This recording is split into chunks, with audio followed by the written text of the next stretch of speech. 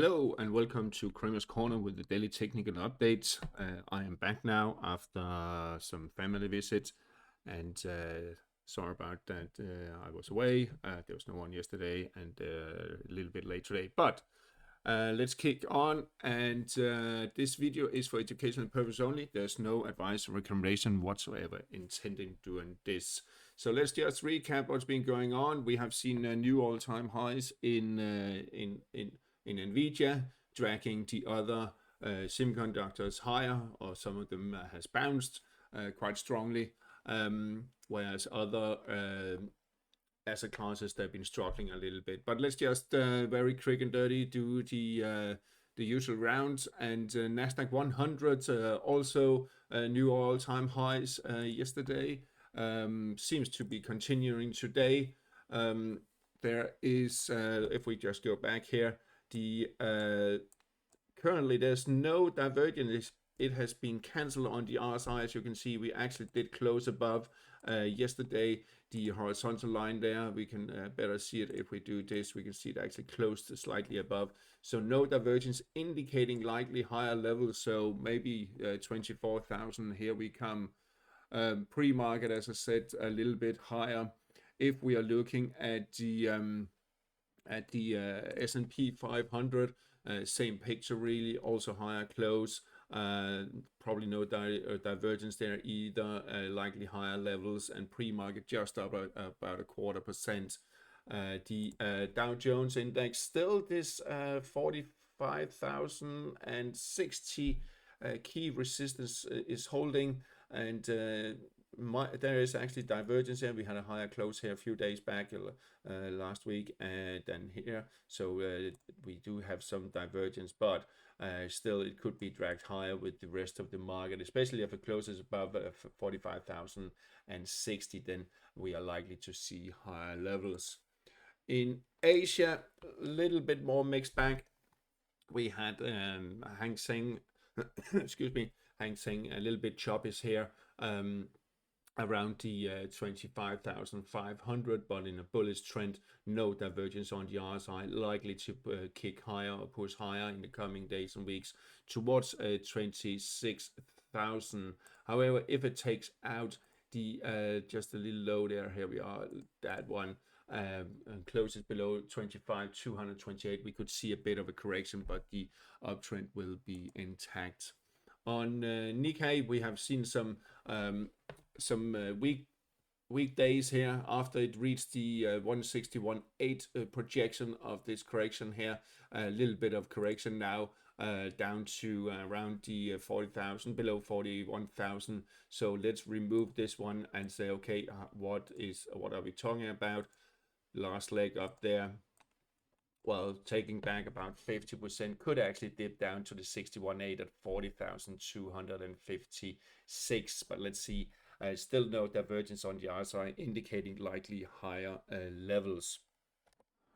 In the European markets, a bit of volatility, but no real movements. Let's remove this one here. We are still in a positive sentiment on the RSI, but it is struggling a little bit, EuroStoxx50. However, we are also now above the 55 moving average again. We are above the cloud. We are above the support line there, and if market moves a little bit higher and we get RSI back above 60 threshold, closing above 60 threshold, then I think we will see a test and possibly also taking out the resistance at 5,467, around that level. The EuroStoxx50 CFD, well, more or less the same picture really. So let's move on to the DAX. Holding on above 23,975. I would adjust a little bit and say, okay, 23,920 support, and we have some support here, 23,740. Actually dipped a little bit below there, but we have 55 moving average above that. We are above the cloud, still positive sentiment on the RSI, and if RSI closes back above 60 threshold, then I think we'll see higher levels. And we could see that if DAX closes above this peak there, 24,515, then I think we'll see new higher levels. The Germany 40 CFD 23,920 key support here, and bouncing from that, same picture on the RSI. Moving on to the Forex market, there's been really some movements going on here. Euro dollar got hammered yesterday, probably after the tariffs agreement with EU, US. So euro dollar lower at 115.55. There's some support dip just below that level and the 55 moving average. But as you can see here, RSI still in a positive sentiment, hasn't closed below 40 threshold. So if we get a new break below here and takes out the lows today at 115.25 and RSI closes below 40 threshold, then we have a different situation where we could see a push down to 114.5, possibly 114. Cable or sterling dollar testing support and the 100 moving average here, but the support here around 33.55. There's a bit support, negative sentiment on the RSI, so we could see a lower push. We actually have a lower close yesterday, a lower levels yesterday, so we actually do have a confirmed downtrend, lower low, lower high, and lower low. Will it continue down to 132, 131.75 support area? It's not unlikely, and if it gets down there, I also think we will see it lower towards 131. Euro sterling want to move. It opened much higher yesterday, early morning session in Asia, but then it got just sold off all the way down here. So formed this massive bearish engulfing, and since we already have the RSI indicating trend exhaustion, well then yeah, we could see a setback. The question is, however, how big it will be. Will it just be to the 61.8 retracement where it's just dipped a little bit below, or will it actually dip or continue sliding lower? It could actually slide lower here. Key strong support here around 86 should be observed. If it bounces and takes out the peak here and RSI breaks above its falling trend line, then uptrend could resume. But for now, it seems very toughish. We can see here on the weekly what's actually happening. On euro sterling, it opened just around the key resistance here at 87.65 area, and then was just sold off. Dollar yen, and let's just zoom in. Trading around the 786 retracement at 148.47 after bouncing from this correction here. If it closes above, I think just taking out would be enough. Don't think you need to wait for me waiting for a close above. It is not a recommendation though. The peak here at 149.20, always add a little bit. RSI back above 60 threshold, which is in a positive sentiment. So I think we'll see a push higher, possibly above 150 to 151.25 in the coming weeks could be seen. If it takes out the support here at 145.85, which I think is unlikely. We have the moving average starting to turn around here, so there will be some underlying trend, and also given the fact that RSI is in a positive sentiment. Euro yen, also a bearish engulfing here, taking out, opening much higher. You can see on the weekly, very close to these levels, peak levels here, back from July last year. So we could be in for a correction, but that will require euro yen to take out and close below 140 spot 80. If it does that, well, then we aim for a correction. Could it take it down to around 168.45? But let's see about that. What I will do, just as to prepare myself a little bit, I will put in this Fibonacci correction or retracement levels there. Interestingly, that the 61.8 is just around 166, where there is also some support. The RSI declining, the value is declining, indicating bullish trend exhaustion. So we could be in for a correction here in the coming days, but keep an eye on the supports. Aussie yen testing the resistance here once again at the 97.35. Needs to take out 97.45 to re-establish the bullish trend. So I think we could be a little bit of range bound between that level, and I will also put that in there 95.60 to a little bit of support. If it takes out that, well, then I think we will see lower levels coming in. However, there is still positive sentiment and no divergence, so there's still potential to the upper side, but I need confirmation. Sterling yen still in this rising channel there. That is key. It's testing the lower rising trend line. If it takes it out, well, then we could see a sell-off down to 196 and 195. 30-35 support level here and the cloud support. So a little bit of the crossroads here at the moment. Aussie yen, quite frustrating, I would say, not easy to analyze at the moment. Both on the weekly, yes, we are in a bullish trend, but on the weekly RSI got rejected at 60 threshold. The on the daily setback after spiking above the peak here, forming this shooting star like it is not a real one. It should have a longer wick or longer shadow to the upper side, but still a bearish top and reversal pattern like here. So the support here at 64.85 could come under pressure, so keep an eye on that. Also, if RSI slides back below 40 threshold, we can have a different situation. So a little bit in the limbo. We have 100 moving average come up, giving some support, 55 also. So let's see. I favor a little bit to the downside, that it will at least test these support levels there.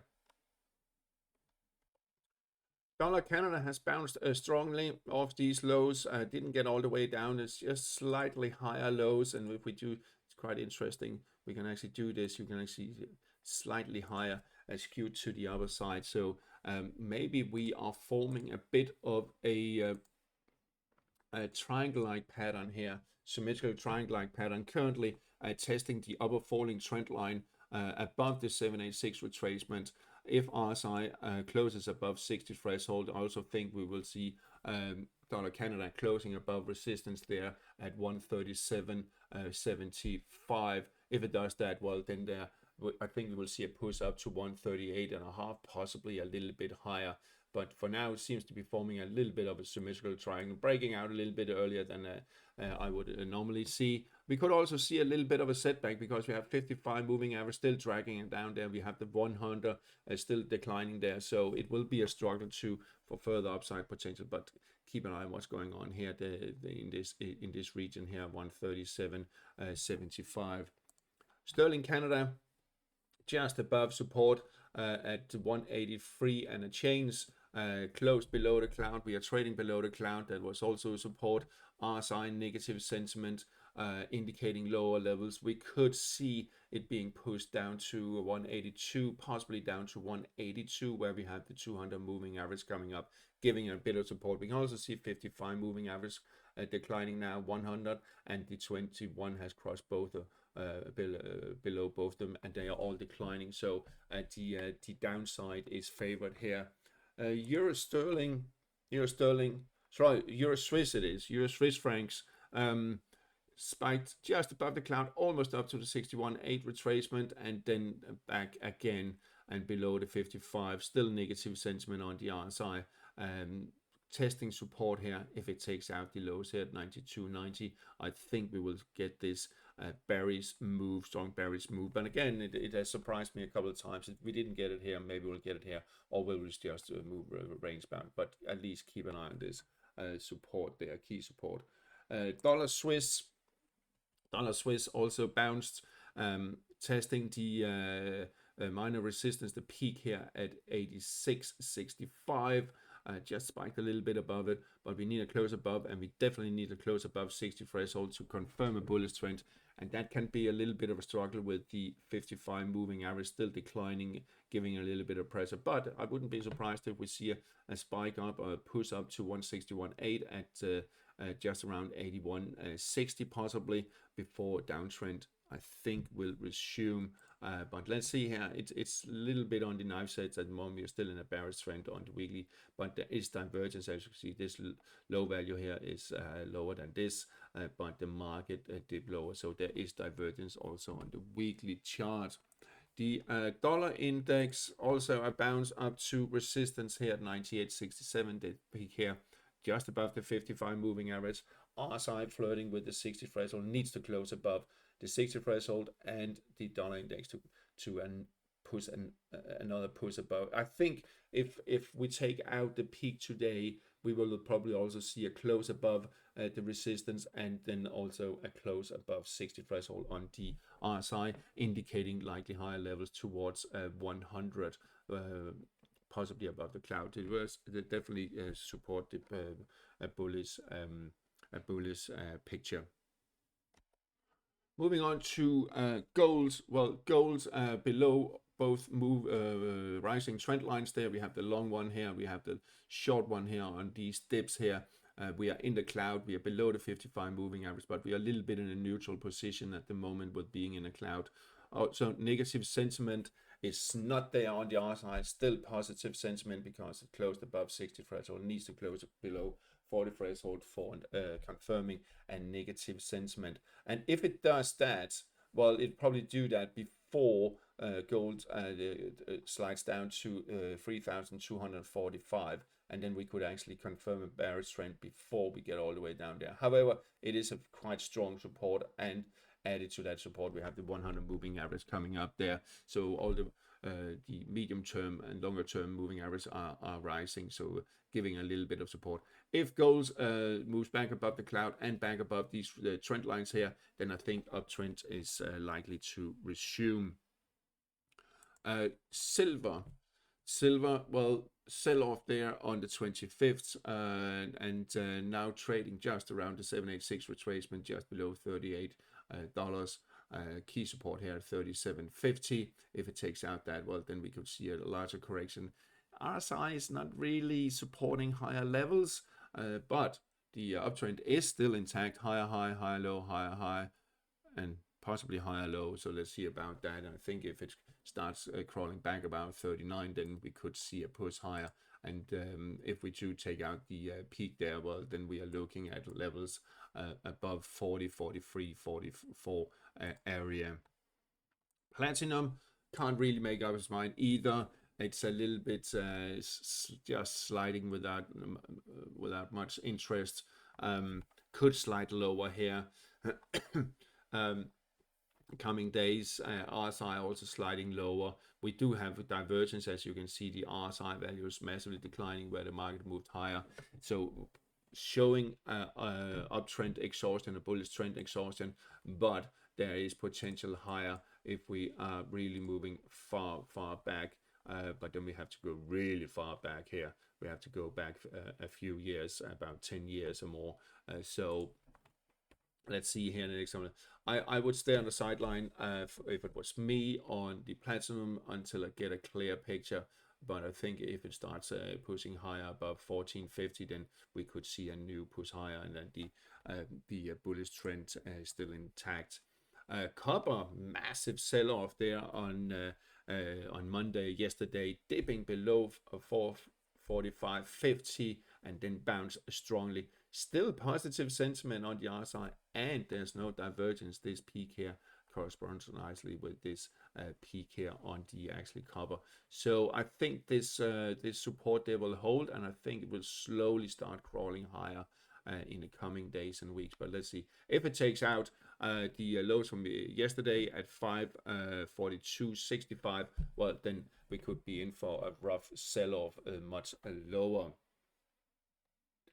On the energy side, WTI crude oil still finding the support here just above 64.87 and the 100 moving average.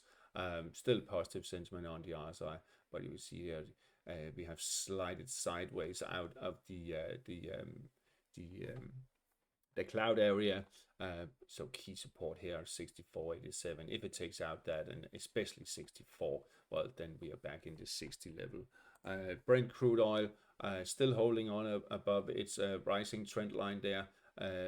Resistance at 71.53 and still above the 100 moving average. But if it takes out, and let's just add a bit of a horizontal line to it, just around there 68, then 66.34 is the next one, and then maybe all the way down to 62.55. But for now, it's not really in the cards, I think.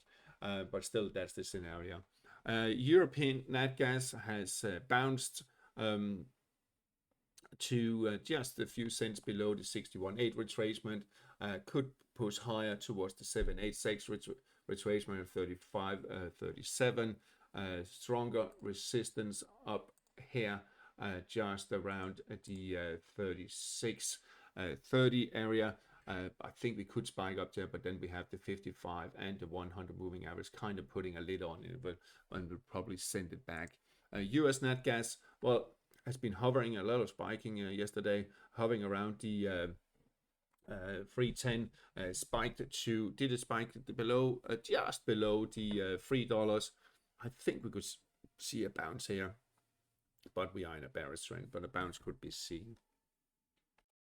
Moving on to interest rates, US 10-year Treasury yields, really not much movement despite these tariff talks and these agreements and all that could spark some inflation, especially in US. But for now, it's fairly calm with a little bit of positive undertone, positive sentiment on the RSI, but especially we are above all moving averages and they're slightly rising. So let's see, still key support 432 and resistance here around 450.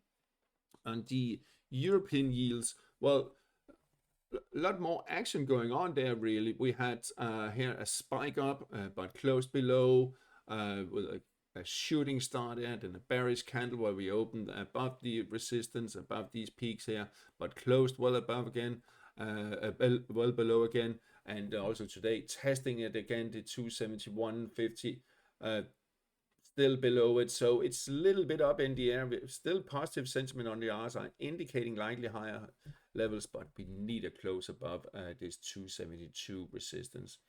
The and we don't like that. We hope it won't happen, but let's see. The UK 10-year also spiked higher here this early morning to the 470, just below 470 resistance, and then set back again. So that is key 470 there. Then finally on the Bitcoin, just trading sideways, not really doing much, just humming away, a bit boring at the moment. What I will do actually, and this is what you can also do, I will draw a trend line on the RSI, as you can see here. If Bitcoin starts to move towards the previous all-time highs, and RSI closes and breaks above and closes above its falling trend line, then we are likely to see higher levels towards 130,000. But until then, not really much to observe. The Ethereum is the one that is really rocking, pushed higher here after a minor correction, could push higher towards 41,000. I can't remember if that's the all-time highs, very close to at least, but really around 4,100. That's the, I think we could see a spike up to there. However, there is some divergence here on the RSI, as you can see. RSI values declining, might move higher, so we are a little bit in an exhaustive move. But it is not there just yet. So let's see. All right, that's all for today. Oh yeah, no, sorry, I have to say 3,500 if it takes out that expected correction lower. That's all for today. Have a nice day and talk to you again tomorrow.